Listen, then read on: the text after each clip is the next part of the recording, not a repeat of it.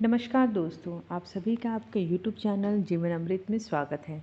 आज हम लोग गुप्त नवरात्रि के बारे में बात करेंगे। गुप्त नवरात्र का समय बहुत ही पावन माना गया है। इस दौरान देवी दुर्गा की 10 महाविद्याओं की पूजा का विधान है। पौराणिक कथाओं के अनुसार जो भक्त माँ की 10 महाविद्या की पूजा सच्ची श्रद्धा के साथ करते हैं, उन्हें तंत्र और मंत्र की सिद्धि प्राप्त होती है। जैसा कि आप सब जानते होंगे कि एक वर्ष में 4 नवरात्रि आती हैं। इनमें से चैत्र नवरात्रि और शारदीय नवरात्रि के बारे में ज़्यादातर सभी लोग जानकारी रखते हैं, लेकिन इन दोनों के अलावा माघ और आषाढ़ में भी 2 नवरात्रि पड़ती हैं, जिन्हें गुप्त नवरात्रि कहा जाता है। ऐसा माना जाता है कि इस नवरात्रि को गुप्त रूप से किया जाता है, जो कि किसी विशेष जैसा कि नाम से आप देख सकते हैं कि गुप्त विद्या यानी कि गुप्त अर्थात छिपा हुआ। इस नवरात्रि में गुप्त विद्याओं की सिद्धि हेतु साधना की जाती है। गुप्त नवरात्रि में तंत्र साधनाओं का बहुत महत्व है और तंत्र साधना को गुप्त रूप से ही किया जाता है, इसलिए इसे गुप्त नवरात्रि कहते हैं। इसमें विशेष कामनाओं की सिद्धि की जाती है। साधकों को इसका ज्ञान होने के कारण या इसे छिपे होने के कारण इसको गुप्त नवरात्रि ही कहा जाता है। गुप्त नवरात्रि की आराधना का विशेष महत्व और साधकों के लिए यह विशेष फलदायक है। सामान्य नवरात्रि में आमतौर पर सात्विक और तांत्रिक पूजा दोनों की जाती है। वहीं गुप्त नवरात्रि में ज़्यादातर तांत्रिक पूजा ही की जाती है। गुप्त नवरात्रि में आमतौर पर ज़्यादा प्रचार प्रसार नहीं किया जाता है। अपनी साधना को गोपनीय रखा जाता है। मान्यता है कि गुप्त नवरात्रि में पूजा और मनोकामना जितनी ज़्यादा गोपनीय होगी, सफलता उतनी ही ज़्यादा मिलेगी। चैत्र और शारदीय नवरात्र की तुलना में गुप्त नवरात्रि में देवी की साधना ज़्यादा कठिन होती है। इस दौरान माँ दुर्गा की आराधना गुप्त रूप से की जाती है, इसलिए इन्हें गुप्त नवरात्रि कहा जाता है। इस नवरात्रि में मानसिक पूजा का महत्व है। वाचन गुप्त होता है, लेकिन सतर्कता भी आवश्यक है। ऐसा कोई नियम नहीं है कि गुप्त नवरात्रि केवल तांत्रिक विद्या के लिए ही होती है। इनको कोई भी कर सकता है, लेकिन थोड़ा ध्यान रखना आवश्यक होता है। चलिए बिना देर किए 10 महाविद्या में जो वर्णित माताएं हैं, उनके स्वरूप, उनसे जुड़ी कथा का श्रवण करते हैं। तो आइए शुरू करते हैं। 10 महाविद्याओं में काली माँ प्रथम है। महाभागवत के अनुसार महाकाली ही मुख्य हैं और उन्होंने उग्र और सौम्य 2 रूपों में अनेक रूप धारण करने वाली 10 महाविद्याएं हैं। विद्यापति भगवान शिव की शक्तियाँ ये महाविद्याएं अनंत सिद्धियाँ प्रदान करने में समर्थ हैं। दार्शनिक दृष्टि से भी काल तत्व की प्रधानता सर्वोपरि है, इसलिए महाकाली या काली ही समस्त विद्याओं की आदि है, अर्थात उनकी विद्या में विभूतियाँ ही महाविद्याएं हैं। ऐसा लगता है कि महाकाली की प्रियतमा काली ही अपने दक्षिण और वाम रूपों में 10 महाविद्याओं के नाम से विख्यात हुई हैं। बृहलीन तंत्र में कहा गया है कि रक्त और कृष्ण भेद से काली ही 2 रूपों में अधिष्ठित है। कृष्णा का नाम दक्षिणा और रक्त वर्णा का नाम सुंदरी है। कालिका पुराण में कथा आती है कि एक बार हिमालय पर अवस्थित मतंग मुनि के आश्रम में जाकर देवताओं ने महामाया की स्तुति की। स्तुति से प्रसन्न होकर मतंग वनिता के रूप में भगवती ने देवताओं को दर्शन दिया और पूछा कि तुम लोग किसकी स्तुति कर रहे हो। उसी समय देवी के शरीर से काले पहाड़ के समान वर्ण वाली एक और दिव्य नारी का प्राकट्य हुआ। उस महातेजस्विनी ने स्वयं ही देवताओं की ओर से उत्तर किया कि ये लोग मेरा ही स्तवन कर रहे हैं। वे काजल के समान कृष्णा थी, इसलिए उनका नाम काली पड़ा। दुर्गा सप्तशती के अनुसार एक बार शुंभ निशुंभ के अत्याचार से व्यथित होकर देवताओं ने हिमालय पर जाकर देवी सूक्त से देवी की स्तुति की। तब गौरी के देह से कौशिकी का प्राकट्य हुआ। कौशिकी के अलग होते ही अम्बा पार्वती का स्वरूप कृष्ण हो गया, जो काली नाम से विख्यात हुई। काली को नील रूपा होने के कारण तारा भी कहते हैं। नारद पंचारात्र के अनुसार एक बार काली के मन में आया कि वे पुनः गौरी हो जाएं। यह सोचकर वे अंतर ध्यान हो गईं। शिव जी ने नारद जी से उनका पता पूछा। नारद जी उनसे सुमेरु के उत्तर में देवी के प्रत्यक्ष उपस्थित होने की बात कही। शिव जी के प्रेरणा से नारद जी वहां गए। उन्होंने देवी से शिव जी के साथ विवाह प्रस्ताव रखा। प्रस्ताव सुनकर देवी क्रुद्ध हो गईं और उनको देह से एक अन्य षोडशी विग्रह प्रकट हुआ और उससे छाया विग्रह त्रिपुर भैरवी का प्राकट्य हुआ।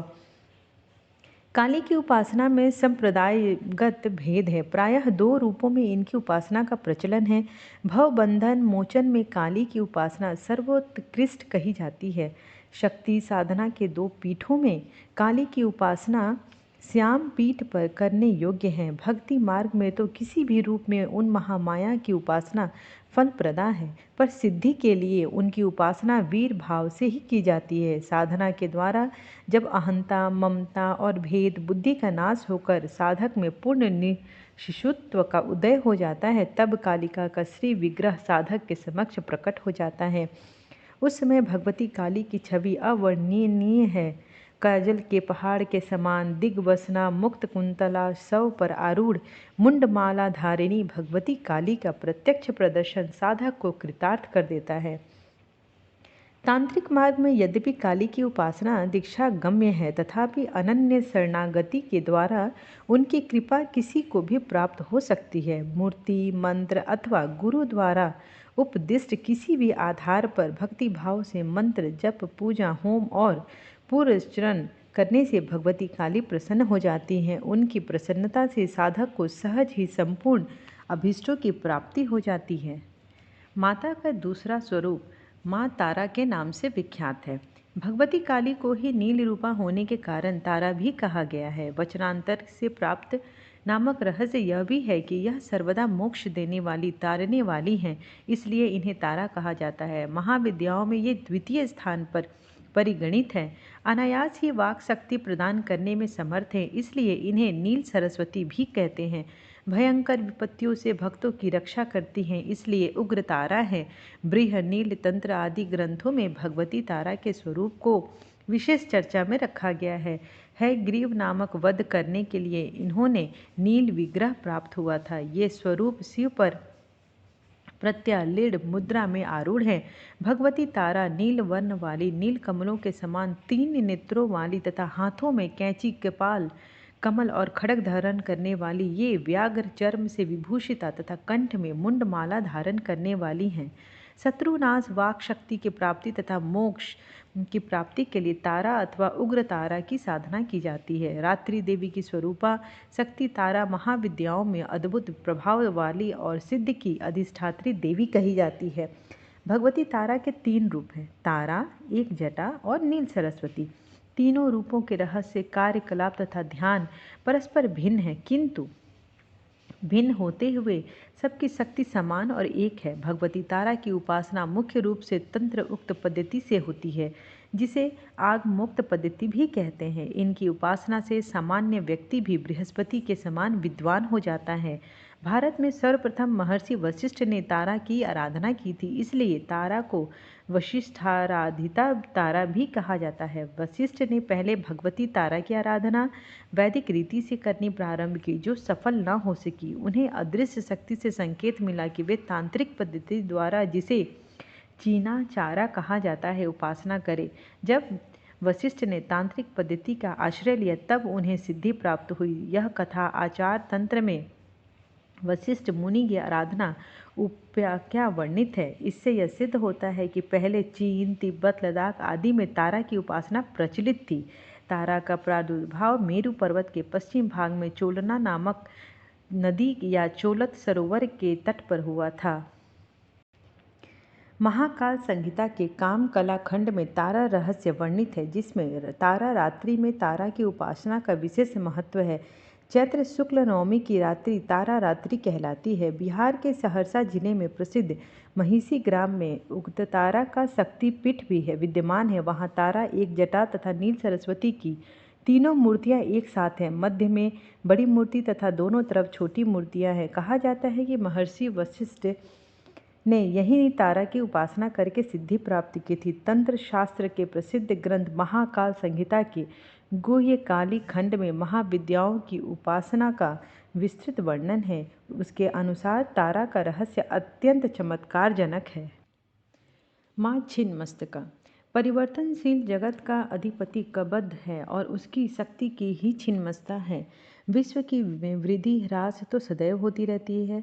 जब ह्रास की मात्रा कम और विकास की मात्रा अधिक होती है, तब भुवनेश्वरी का प्राकट्य होता है। इसके विपरीत जब निर्गम अधिक और आगम कम होता है तब छिन्न मस्तका का प्राधान्य होता है। भगवती छिन्न मस्तका का स्वरूप अत्यंत ही गोपनीय है, इसे कोई आधिकारिक साधक ही जान सकता है। महाविद्याओं में इनका तीसरा स्थान है। इनके प्रादुर्भाव की कथा इस प्रकार है।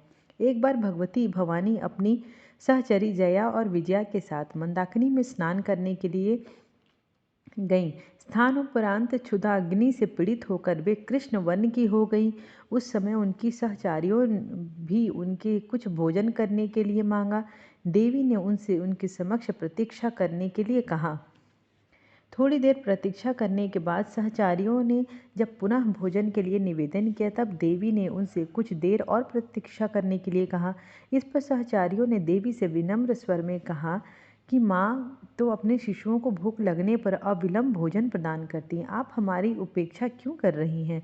अपने सहचारियों के मधुर वचन सुनकर कृपामयी देवी ने अपने खड्ग से अपना सिर काट दिया। कटा हुआ सिर देवी के बाएं हाथ में आ गिरा। उनके कबध से रक्त की 3 धाराएं प्रवाहित हुई। वे 2 धाराएं अपनी दोनों सहचारियों को ओर प्रवाहित कर दी, जिसे पीती हुई दोनों प्रसन्न होने लगी और तीसरी धारा को देवी स्वयं पान करने लगी। तभी से देवी छिन्नमस्तिका के नाम से प्रसिद्ध हो गईं। ऐसा विधान है कि आधी रात अर्थात चतुर्थ संध्या काल में छिन्नमस्तिका की उपासना से साधक को सरस्वती सिद्ध हो जाती है। शत्रु विजय, समूह स्तभ्यन, राज्य प्राप्ति और दुर्लभ मोक्ष प्राप्ति के लिए छिन्नमस्तिका की उपासना अमोघ है। छिन्नमस्तिका का आधिपत्य स्वरूप अत्यंत महत्वपूर्ण है। विद्वानों ने इस कथा में सिद्ध की चरम सीमा का निर्देश माना गया है। योग शास्त्र में 3 ग्रंथियां बताई गई हैं जिनके भेदन बाद योगी का पूर्ण सिद्ध प्राप्ति होती है। इन्हें ब्रह्मग्रंथि, विष्णु ग्रंथि तथा रुद्र ग्रंथि कहा गया है।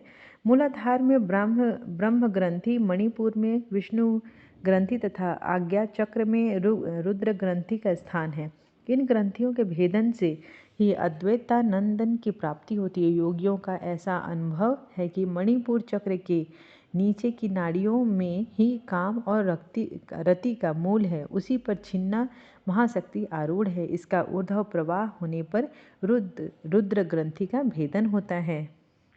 षोडशी माहेश्वरी शक्ति की सबसे मनोहर श्री विग्रह वाली सिद्ध देवी है। महाविद्याओं में इनका चौथा स्थान है। 16 अक्षरों के मंत्र वाली इन देवी की अंगकांति उदयमान सूर्य मंडल की आभा की कांति है।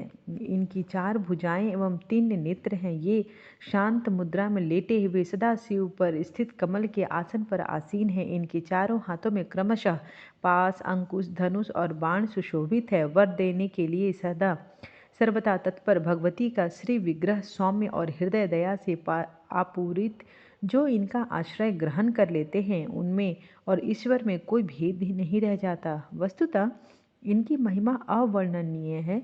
संसार के समस्त मंत्र तंत्र इनकी आराधना करते हैं। वेद भी इनका वर्णन करने में असमर्थ है। भक्तों को ये प्रसन्न कर सब कुछ देती है। अभिष्ट तो होती ही है। प्रशांत हिरण्य गर्भ ही शिव हैं और उन्हीं की शक्ति षोडशी है। तंत्र शास्त्रों में षोडशी देवी को पंचवक्त्र अर्थात 5 मुखों वाली बताया गया है। चारों दिशाओं में 4 और एक ऊपर की ओर मुख होने से उन्हें पंचवक्त्रा कहा गया है। देवी के 5 मुख तत्पुरुष, सद्योजात, वामदेव, अघोर और ईशान शिव के 5 रूपों के प्रतीक हैं। 5 दिशाओं रंग क्रमशः हरित, रक्त, धूम्र, नील और पीत होने से यह मुख भी उन्हीं रंगों के हैं। देवी के 10 हाथों में क्रमशः अभय, टंक, शूल, वज्र, पास, खड्ग, अंकुश, घंटा, नाग और अग्नि है। इनमें षोडश कलाएं पूर्ण रूप से विकसित हैं, अतएव यह षोडशी कहलाती हैं। षोडशी को श्री विद्या भी माना जाता है। इनके ललिता, राजराजेश्वरी, महा त्रिपुर सुंदरी, बाल पंचादशी और अनेक नाम हैं। इन्हें आदि शक्ति माना गया है। अन्य विद्याएं भोग या मोक्ष में एक ही देती है। ये अपने उपासक को मुक्ति प्रदान करने के लिए प्रदान करती है। ये स्थूल, सूक्ष्म और तथा तुरीय 4 रूप हैं। एक बार पार्वती जी ने भगवान शिव से पूछा, भगवान आपके द्वारा प्रकाशित तंत्र शास्त्र की साधना से जीव के आदि व्याधि, शोक, संताप, दीनता, हीनता तो दूर हो जाएंगे, किंतु गर्भवास और मरण के असह्य दुख की निवृत्ति तो इससे नहीं होगी। कृपा करके इस दुख से निवृत्त और मोक्ष पद की प्राप्ति का कोई उपाय बताएं। परम कल्याणमयी परारंभा के अनुरोध पर भगवान शंकर ने षोडशी श्री महाविद्या का साधना प्रणाली को प्रकट किया। भगवान शंकराचार्य ने भी श्री विद्या के रूप में इन्हीं षोडशी देवी की उपासना की थी। इसलिए आज भी सभी शंकर पीठों में भगवती षोडशी राजराजेश्वरी त्रिपुर सुंदरी की श्री यंत्र के रूप में आराधना चली आ रही है। भगवान शंकराचार्य ने सौंदर्य लहरी में षोडशी श्री विद्या की स्तुति करते हुए कहा है कि अमृत के समुद्र में एक मणि का द्वीप है जिसमें कल्प वृक्षों की बारी है, नवरत्नों को 9 परकोटे हैं। उस वन में चिंतामणि से निर्मित महल में ब्रह्म सिंहासन पर है जिसमें पंचकृत्य के देवता ब्रह्मा विष्णु रुद्र और ईश्वर आसन किए हुए हैं। सदाशिव फलक हैं। सदाशिव नाभि के निर्वंदित कमल पर विराजमान भगवती षोडशी त्रिपुर सुंदरी का जो ध्यान करते हैं वे धन्य होते हैं। देवी भागवत में वर्णित मणिद्वीप की अधिष्ठात्री देवी हलेखा मंत्र की स्वरूपा शक्ति और सृष्टि क्रम में महालक्ष्मी स्वरूपा आदि शक्ति भगवती भुवनेश्वरी भगवान शिव के समस्त लीला विलास की सहचरी जगदम्बा भुवनेश्वरी का स्वरूप सौम्य और अंग कांति अरुणा है। भक्तों को अभय और समस्त सिद्धियां प्रदान करना इनका स्वाभाविक गुण है। 10 महाविद्याओं में ये 5वें स्थान पर परिगणित है। देवी पुराण के अनुसार मूल प्रकृति का दूसरा नाम ही भुवनेश्वरी है। ईश्वर रात्रि में जब ईश्वर के जगद्रूप व्यवहार का लोप हो जाता है उस समय केवल ब्रह्म अपनी अव्यक्त प्रकृति से रखता है, तब ईश्वरी रात्रि का अधिष्ठात्री देवी भुवनेश्वरी कहलाती हैं। अंकुश और पास इनके मुख्य आयुध हैं। अंकुश नियंत्रण का प्रतीक है और पास राग अथवा आसक्ति का प्रतीक है। इस प्रकार स्वरूपा मूल प्रकृति ही भुवनेश्वरी है जो विश्व को वमन करने के कारण वामा शिवमयी होने से श्रेष्ठा और कर्म नियंत्रण फलदान और जीवों को दंडित करने के कारण रौद्री कहाई जाती हैं। भगवान शिव का वाम भाग ही भुवनेश्वरी कहलाता है। भुवनेश्वरी के संग से ही भुवनेश्वरी सदाशिव को सर्वेश होने की योग्यता प्रदान करती हैं। महानिर्वाण तंत्र के अनुसार संपूर्ण महाविद्याएं भगवती भुवनेश्वरी की सेवा में सदा संलग्न रहती हैं। 7 करोड़ महामंत्र इनकी सदा आराधना करते हैं। 10 महाविद्याएं ही इस सोपान है। काली तत्व से निर्गत होकर कमल तत्व तक की 10 स्थितियां हैं जिनसे व्यक्त भुवनेश्वरी व्यक्त होकर ब्रह्मांड का रूप धारण कर सकती हैं तथा प्रलय में कमला से अर्थात व्यक्त जगत से क्रमशः लय होकर काली रूप में मूल प्रकृति बन जाती हैं। इसलिए इन्हें काल की जन्मदात्री भी कहा जाता है। दुर्गा सप्तशती के 11वें अध्याय के मंगल चरण में भी कहा गया है कि मैं भुवनेश्वरी देवी का ध्यान करता हूँ। उनके श्री अंगों की शोभा प्रातः काल के सूर्य देव के समान अरुण भाग है। उनके मस्तक पर चंद्रमा का मुकुट है। 3 नेत्रों में युक्त देवी के मुख पर मुस्कान की छटा छाई रहती है। उनके हाथों में पाश अंकुश वरद एवं अभय मुद्रा शोभा पाते हैं। इस प्रकार बृहन्लिंद तंत्र की यह धारणा पुराणों के विवरणों की पुष्ट करती है कि प्रकारांत से काली और भुवनेश्वरी दोनों में अभेद है। अव्यक्त प्रकृति भुवनेश्वरी की रक्तवर्णा काली है। देवी भागवत के अनुसार दुर्गम नामक दैत्य के अत्याचार से संतप्त होकर देवताओं और ब्राह्मणों ने हिमालय पर सर्व कारण स्वरूपा भगवती भुवनेश्वरी की ही आराधना की थी। उनकी आराधना से प्रसन्न होकर भगवती भुवनेश्वरी तत्काल प्रकट हो गईं। वे अपने हाथों में बाण कमल पुष्प तथा शाक मूल लिए हुए थीं। उन्होंने अपने नेत्रों से अश्रु जल की सहस्त्रों धाराएं प्रकट की।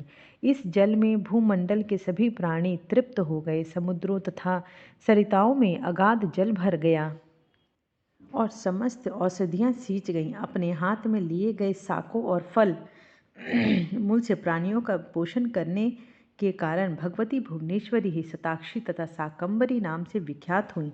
इन्होंने ही दुर्गमासुर को युद्ध में मारकर उसके द्वारा अपहृत वेदों और देवताओं को ले जाकर पुनः सौंपा था। उसके बाद भगवती भुवनेश्वरी का एक नाम दुर्गा भी प्रसिद्ध हुआ। भगवती भुवनेश्वरी उपासना पुत्र प्राप्ति के लिए विशेष फल प्रदा है। रुद्र लय में इनका कवच, नील सरस्वती तंत्र में इनका हृदय तथा महातंत्र वर्ण में इनका सहस्र नाम संकलित किया गया है। आप सभी को अगर ये संक्षिप्त 10 महाविद्याओं की जो जानकारी है अच्छी लगी होगी तो लाइक कीजिए, शेयर कीजिए, सब्सक्राइब कीजिए, ताकि इसका सेकंड पार्ट जो कि छठे महाविद्या में जो छठा रूप है माँ का, वहाँ से लेके जो 10वां रूप है, इसकी जानकारी मैं सेकंड वीडियो में दे रही हूँ। So keep watching. Thank you.